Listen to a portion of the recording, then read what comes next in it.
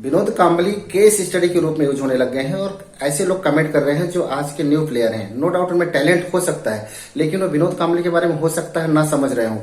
वो तुलना कर रहे हैं पृथ्वी शॉ के बारे में। पृथ्वी शॉ को अभी आईपीएल में किसी ने साइन नहीं किया, इसके पहले टीम इंडिया में वो नहीं चुने गए थे, तो तुलना करने लग गए विनोद कांबली की पृथ्वी शॉ से। लेकिन ये नहीं समझते हैं कि विनोद कांबली को कभी परफॉर्मेंस के बेस से कभी बाहर नहीं किया गया।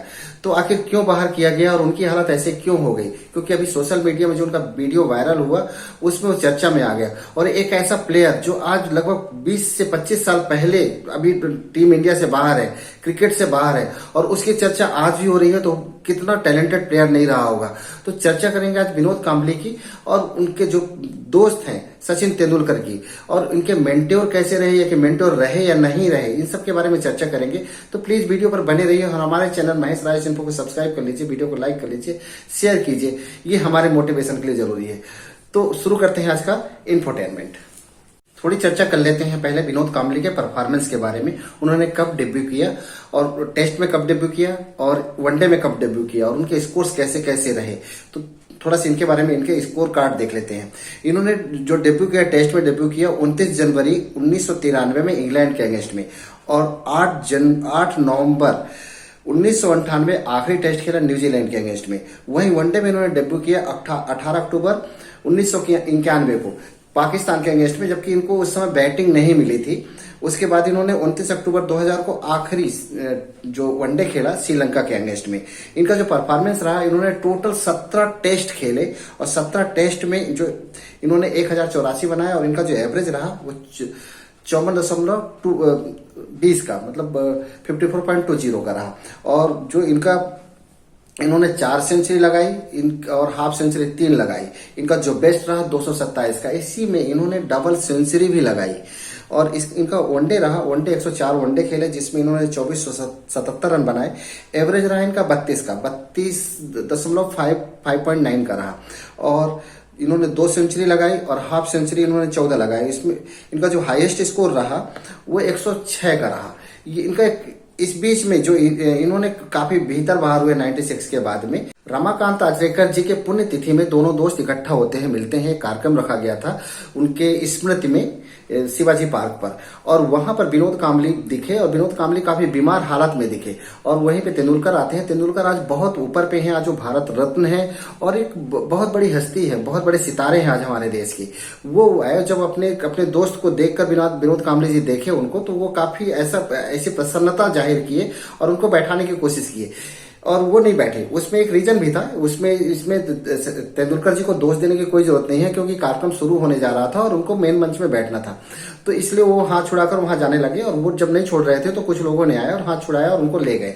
ये अलग बात थी। उसके बाद उन्होंने कुछ गाना गाया, और जब वो गाना गा रहे थे तब उस समय देख रहे थे कि सभी की आई कांटेक्ट विनोद कांबली की तरफ थी, लेकिन तेंदुलकर उनकी तरफ नहीं देख रहे थे। और जाते समय भी तेंदुलकर ने कांबली से मिले, कांबली उनके सिर में हाथ फेर रहे थे, लेकिन ऐसा देखने में आ रहा था कि उनका आई कांटेक्ट कांबली से नहीं था। यही एक वजह थी कि वो चर्चा में फिर से आ गए कि एक अपने दोस्त को वो उतने अच्छे से नहीं मिले तेंदुलकर जो उनके बचपन के दोस्त थे। तो सही में क्या उनके बचपन के बहुत अच्छे दोस्त थे, ये समझने की कोशिश करते हैं। इन्होंने सबसे पहले रमाकांत आचरेकर जी के जो कोचिंग है वहां पे मिले। कांबली पहले सेलेक्ट हो चुके थे, तेंदुलकर बाद में आए, अपने भाई के साथ में आए। पहले वो सेलेक्ट नहीं हुए, फिर बाद में अपने भाई के साथ में आए और आचरेकर जी सेलेक्ट कर लिए।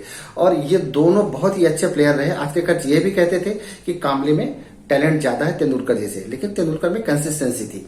बहुत कुछ उस समय था। अब ये बहुत अच्छे दोस्त थे कि नहीं थे, ये समझने की बात है। ये हमेशा क्रिकेट में साथ साथ खेले, साथ साथ आए, लेकिन डेब्यू किया तेंदुलकर ने बहुत पहले 89 में डेब्यू कर लिए, जबकि कांबली को जो मौका मिला वो 91 में मिला। और इनको जो टेस्ट में डेब्यू तेंदुलकर पहले कर लिए थे, लेकिन कांबली को जो मौका मिला 1993 में मिला। उनका छोटा टेस्ट कैरियर रहा, बहुत ही छोटा टेस्ट कैरियर रहा, 2 साल रहा, और 95 में उनका आखिरी रहा। लेकिन 98 में भी उन्होंने न्यूजीलैंड के अगेंस्ट में आखिरी में खेले, लेकिन उसमें उन्होंने परफॉर्मेंस नहीं दे पाई। अब होता क्या है उनके साथ में, जब ये डेब्यू किए उसी समय से पहला मैच, दूसरा मैच इन्होंने डबल सेंचुरी लगाई, जबकि उस समय तक तेंदुलकर की सेंचुरी नहीं हो पाई थी और ये डबल सेंचुरी मार चुके थे।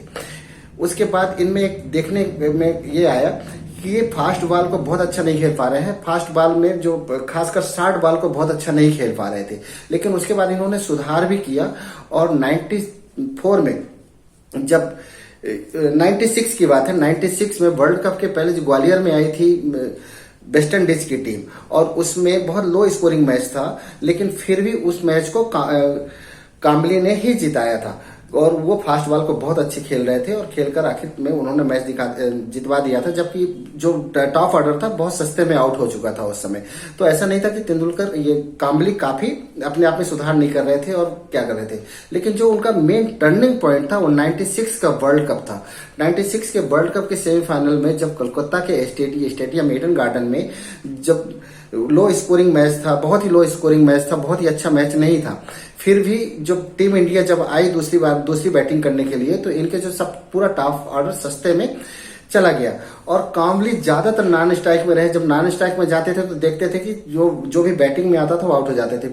उस समय सनत जयसूर्या और मुथैया मुरलीधरन को टीम इंडिया बहुत अच्छा नहीं खेल पा रही थी और काम्बली को यह भरोसा था कि अगर मुझे मौका मिल जाता तो मैं इस मैच को जिता ले जाता। लगभग 227 रन का स्कोर था, ऐसी सब तक तो मेरे को बहुत अच्छे से याद नहीं है, लेकिन इसी के आसपास था और ये बहुत ही अच्छा खेल रहे थे। नॉन स्ट्राइक में जाते थे और जब आए देखे तो स्ट्राइक में जो भी प्लेयर आता था वो आउट हो जाते थे। ये देखकर ये जो ईडन गार्डन की जो पब्लिक थी उन्होंने हंगामा चालू कर दिया और मैच रेफरी को बीच में ही मैच रोक देना पड़ा और श्रीलंका को विजेता घोषित कर दिया गया। जब वहां पर देखा गया तो उस समय विनोद काम्बली काफी रोते हुए, बहुत ही दुखी हुए और रोते हुए वहां से बाहर आए। ग्राउंड से अंदर बाहर जब आए तो काफी रो रहे थे और बहुत दुखी हो गए थे। उसके बाद में जब इस हार की समीक्षा हुई तो उसके बाद में जो बलि का बकरा है वो काम्बली को ही बनाया गया। उसके बाद उनका सिलेक्शन नहीं हुआ वनडे टीम में, जबकि वहां तक उनका परफॉर्मेंस बहुत अच्छा था, परफॉर्मेंस बहुत ही ज्यादा अच्छा था, लेकिन उसके बाद जो फिर वनडे टीम सेलेक्ट हुई उसमें वो उनको बाहर किया गया।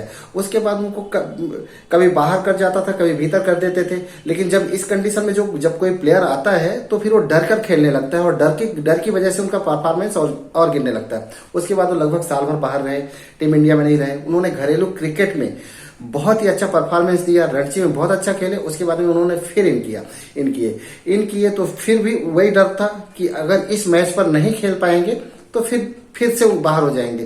तो ऐसे उनके साथ चलता रहा, कभी अंदर करते थे, कभी बाहर हो जाते थे और वो परफॉर्मेंस नहीं दे पाए और उनको ज्यादातर टाइम इस बीच में ये एक बात और भी हो गई कि टीम इंडिया में अच्छे प्लेयर आ गए, जैसे सौरव गांगुली और द्रविड़ जैसे एक अच्छे प्लेयर आ गए। और जब वो बाहर हुए साल भर के लिए तो इस बीच में गांगुली और द्रविड़ अपनी जगह पक्की कर चुके थे, तो अब उस समय काम्बली की जरूरत नहीं महसूस हो रही थी। उसके बाद युवराज सिंह भी आए और सहवाग भी आए, तो इन्होंने भी अपनी जगह पक्की कर ली। तो उस समय फिर इनकी जगह ये अपनी जगह वहां पर नहीं बना पाए और ये धीरे से बाहर होने लग गए। तो इन्होंने कभी हॉलीवुड में, कभी रियलिटी शो में और कभी किसी टीवी सीरियल में भी अपना आजमाया और उसके बाद वहां भी उनको सक्सेस नहीं मिली। इसके बाद ये हैबिचुअल हो गए ड्रिंक के और ये करने के, बहुत कुछ हो गया और इन डिप्रेशन में ओवरऑल चले गए, ऐसा माना जाता है। और इनका करियर धीरे धीरे गिरता गया और आज इस कंडीशन में आ गए। तो लोग बिना समझे ये उन पर एक केस स्टडी बनाने लगते हैं कि पृथ्वी शाह भी ऐसे ही हो गए हैं और ऐसा करने लगे हैं, जबकि यदि काम्बली से यदि आप कंपेरिजन करेंगे तो पृथ्वी शाह की केस स्टडी दूसरी है। दूसरी बात और एक चीज थी कि विनोद काम्बली का कोई मेंटर नहीं था। सचिन तेंदुलकर के जो फादर थे वो एक राइटर थे और एक कवि थे, लेकिन यदि विनोद काम्बली के बारे में यदि किसी ने भी उनके फैमिली बैकग्राउंड के बारे में कोई चर्चा नहीं किया कि उनके फादर क्या थे। माना जाता है कि उनके मैकेनिक थे, लेकिन किसी ने उनको चर्चा नहीं किया, कभी किसी ने चर्चा नहीं किया कि उनके भाई थे, परिवार था। मतलब ऐसा लगा कि उनको सही मेंटरशिप भी नहीं मिली।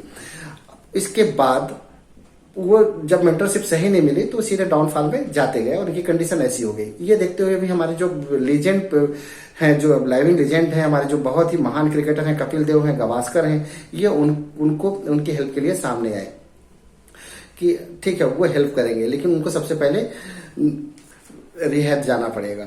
तो बहुत कुछ हुआ ऐसा ये, लेकिन आज जो उनको लेके केस स्टडी की जा रही है वो ऐसा नहीं है। पहले उनकी स्थिति को ध्यान दें, उसके बाद में देखें कि ऐसा क्या हो गया है और ये याद करें कि विनोद काम्बली जैसा क्रिकेट प्लेयर टीम इंडिया में था, मतलब वो अभी हैं, लेकिन टीम इंडिया में ऐसा ही प्लेयर था। हमारी जानकारी कैसी लगी जरूर बताइएगा कमेंट करके, और हमारे चैनल को फिर से एक अनुरोध है, सब्सक्राइब कर लीजिए, लाइक कर लीजिए और शेयर अवश्य कीजिए। ये हमारे मोटिवेशन के लिए जरूरी है। नमस्कार, धन्यवाद।